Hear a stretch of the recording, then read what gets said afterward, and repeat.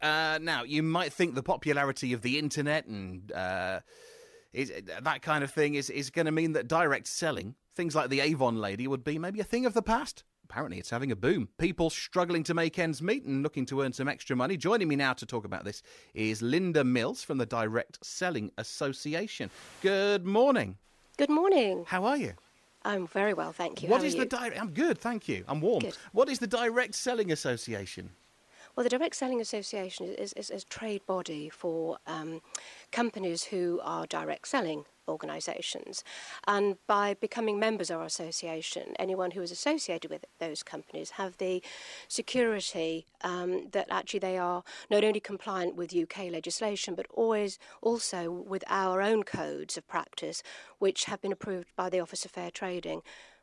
I'm going to introduce another guest as well, Lynda, which is Paul, who's sitting in front of me, Paul Barradell from Barrow-upon-Trent, who, with his wife, have made a real success of it. Paul, good morning to you. Good morning. By the way, just pop your headphones on because you're not going to be able to hear Lynda, I've just realised. So tell me about, because your wife started your little venture in the first instance, didn't she? Yeah, that was back in 2000, in June 2000, and it was actually a neighbour that introduced us to the concept of direct selling.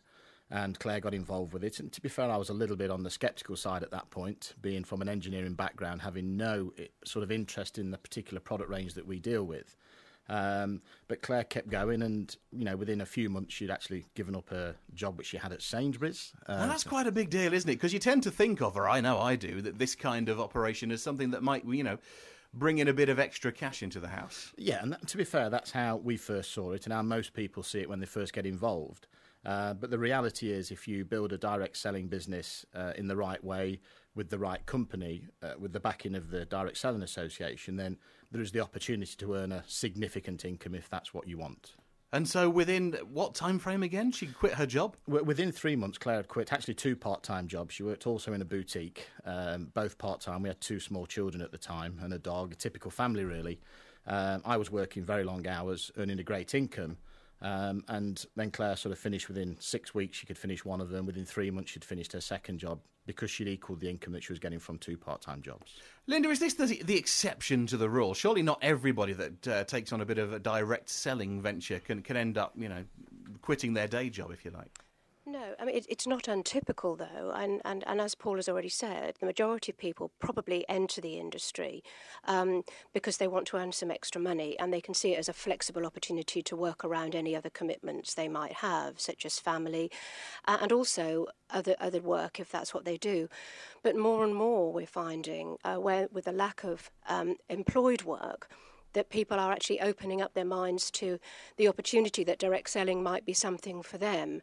And so they're trying it. For some it works really well. And as you've heard with Paul and Claire, they can turn it into a successful business. But they do have to put in the amount of hours and effort to do that, as I'm sure Paul and Claire would both support. There are different models of direct selling as well, aren't they? I mean, yes. Just give us a few random names. I think we mentioned Avon. Everyone thinks of the Clean Easy book comes through the door. People will have heard of Tupperware parties going back, weren't they? But what are the different kinds of this kind of business? Well, we have, I mean, our member companies range from small, very small companies that are just starting up, companies like Best in Glass, where they sell accessories to wine and all sorts of cocktail things, makes it, and they sell that via party plans, so that's quite a fun way. You've got traditional companies that you would have heard of, like Clean Easy. I'm sure most people know the household name. Amway, of course, are another household name that have been around for many years, and both very successful companies. We've got the Pampered Chef. They work, again, in a sort of a party plan scenario. So they sell kitchenware. They have demonstrations in the kitchen, so they can all the participants can get involved in the cooking and have a really fun time. So these party plan models for that kind of business, is that always the case that somebody will have to kind of stump up some cash up front, buying a bit of stock to go and do demonstrations, that sort of thing? Well, with any involvement with direct selling companies, the investment is very small, and no more than £200 to get started, but typically around about £100. So, and from then you can go out and you can do parties or demonstrate the goods and start to earn money. So you can get a return on your investment really from a very early start to your association with the company. And in your case, Claire went out and started doing these forever living products, the aloe vera things, and was that parties? No, I mean, funnily enough, the first thing that the neighbour invited us to was what was called an aloe awareness evening, which effectively was a product party at the home. That model, and it was for the neighbours. But then we only ever had 2 of those parties ourselves. What we realised very quickly, and I sort of got involved with this then, was that this could actually give us both a full-time income, and within 3 years I'd also finished my job. So since 2003, this is all that we've done now. But it's allowed us to, work relatively part-time in reality to earn a very, very good income, and not through the party plan model, but through the network marketing model or multi-level marketing, which is where, we help people with the challenges that you've already mentioned of having no disposable income. We help them build a small business from home with very little overheads. As Lynda said, no investment. We're not really looking for investors, just people who want to put a bit of time and effort in to change their disposable income, if you like. When you say multi-level, is that a different word for what some people refer to as pyramid? Yeah, that's a great question, and that's why I think the DSA is really important here. And the Direct Selling Association is a regulatory body that, of course, cannot be illegal, has to be legal, has to be right.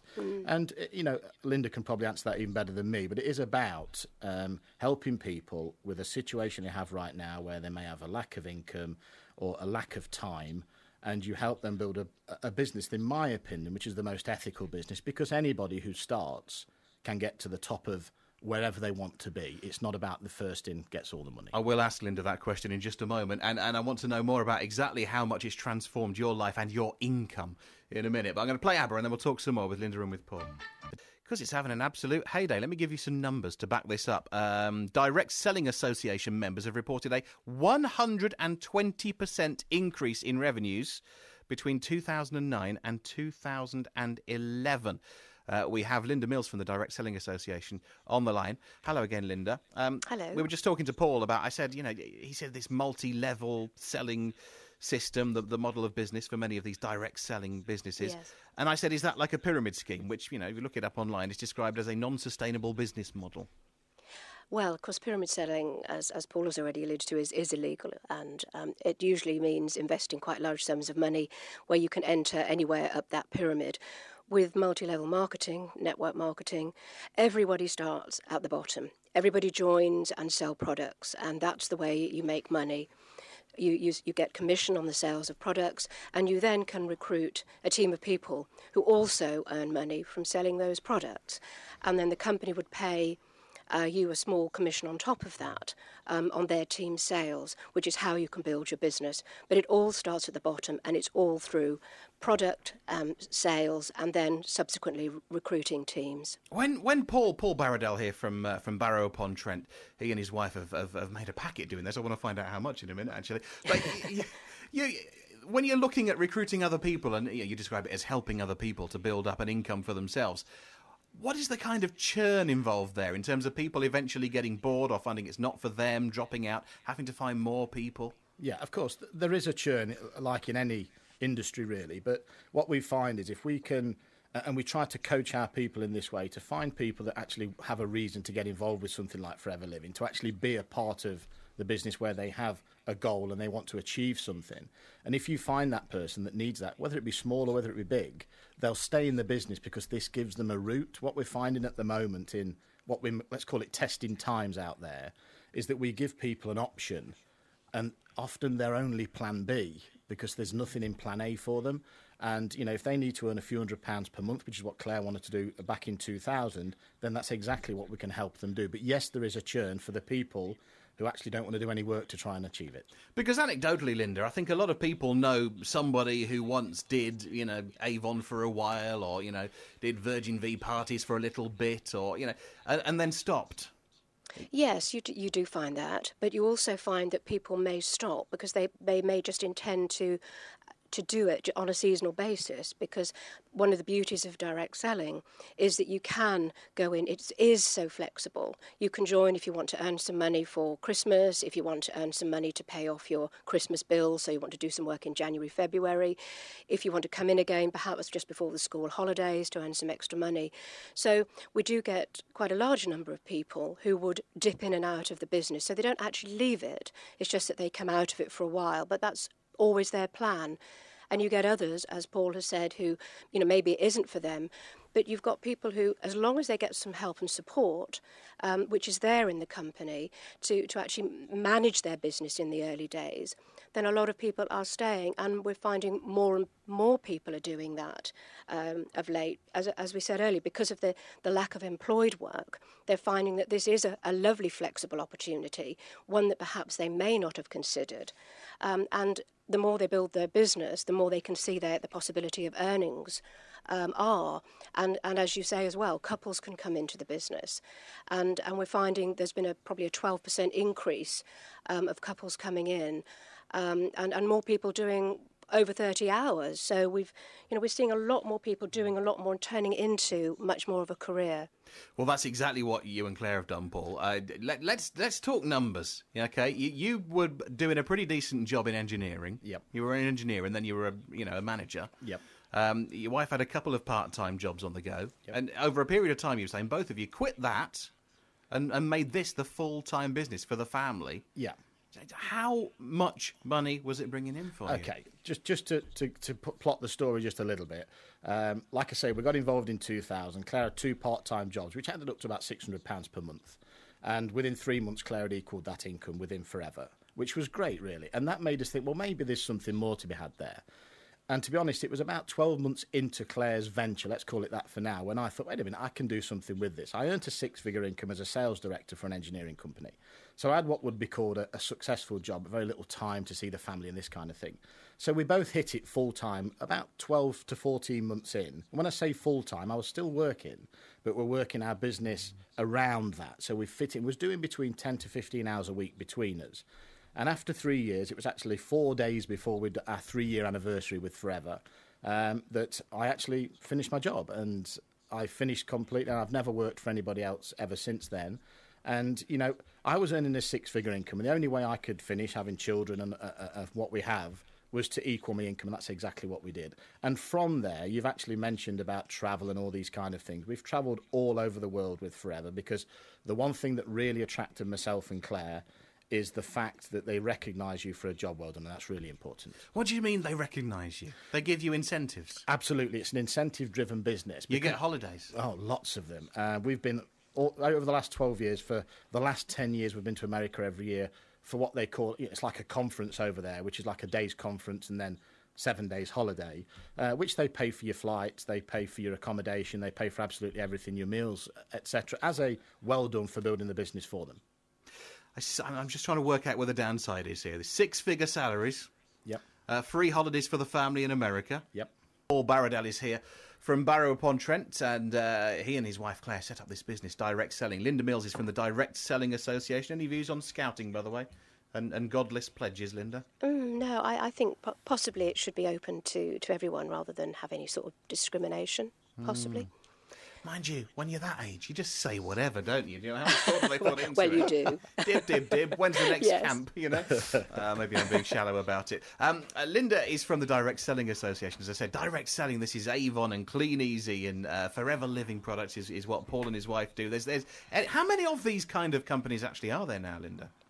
Well, as member companies of our association, we've got about 50. So, and as I said, that ranges from very small companies just starting to sell via this channel to well-established companies that you've talked about, Avon, Amway, Betterware. And there's a bit Clean of a Easy. boom going on, which coincides with the economic downturn. Is that no Yes. coincidence? I don't think so. I think with the absence of employed work and so many people over 50, for example, being made redundant over the last few years, they've turned to direct selling to look at that as an opportunity. I think it has, what the current economic climate has actually allowed us to sort of open our minds to different ways of earning money, and certainly direct selling has seen a 29% increase, in fact, in the over 50s coming into the market. We're also seeing, as I mentioned before, people working longer hours and more men. We're also seeing that young people, students, are having an interest in it also, because they can't get work. And this is one of the industries where there is really there's no discrimination. There's no age discrimination, culture or gender. So there really are no barriers for people to join. And we've got some wonderful examples of students who've come on. Parents have said, look, you've got to get got to get a job. And they've followed their parents' footsteps in running a business, just as Claire and Paul are doing. It's not for everybody, though, is it? No, it isn't. But I think it's like any sector. You find the right thing for you. And one of the most important things with direct selling is if there's a product range that you can relate to and you have a desire to earn money, then you can make it work. But you're absolutely right, it isn't for everybody. How does it work for you, Paul, that you both do this full-time now, working with your wife? Does that work out all the time? Oh, it can have its challenges, and I know she's listening. So, yeah, it can have a few challenges. But, what is really good is that it gives us the time, to be and do whatever we want when we want to do it. And I always use the phrase that if I want to play golf when the sun's shining, I will, and when it's raining, I'll work. So it gives us that flexibility with the children and, of course, the time to be, do whatever we want to do during the day because we don't have set working hours. In the run-up to this point where you talk about your six-figure income from the business now, though, I mean, could you always have played golf or have you had to put in an awful lot of time and effort? You was looking to find the catch, if you like, and I'll tell you what that is. The catch, you've got to put some work in. This doesn't come for nothing.